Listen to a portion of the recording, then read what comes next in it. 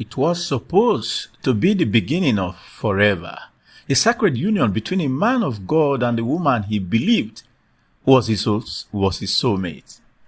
A pastor, a wedding night, a brutal secret, and a blood-soaked ending no one saw coming. Isaac, a Ghanaian pastor living in the United States, stood before God and witnesses, vowing to love and cherish his bride, Sandra, for the rest of his life.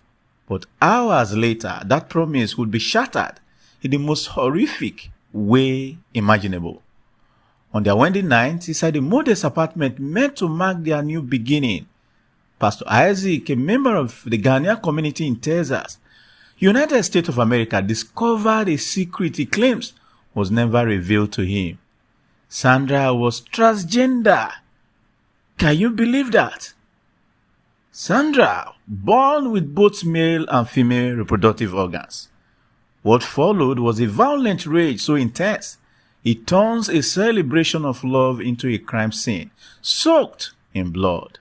Sandra was stabbed over 40 times. Her screams echoed through the night, but by the time neighbors called for help, it was too late. This is a case of love, identity, deception, and deadly consequences. According to authorities, Isaac had adhered to biblical principles, choosing to abstain from intimacy until after the couple's wedding. However, what was meant to be a joyous celebration of their new life together took a devastating turn when Isaac learned of Sandra's gender identity. Arranged by the revelation, Isaac allegedly attacked his wife with extreme violence, inflicting over 40 stab wounds that resulted in her death. It was further gathered that some members of the church were aware of Sandra's sexuality, but kept it a secret from the man of God.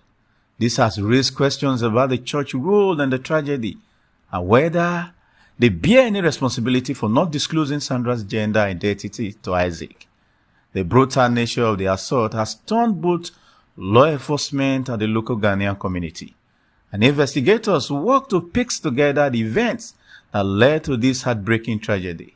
Pastor Isaac now faces serious charges as the case unfolds, casting a sober shadow over what should have been a night of love and unity.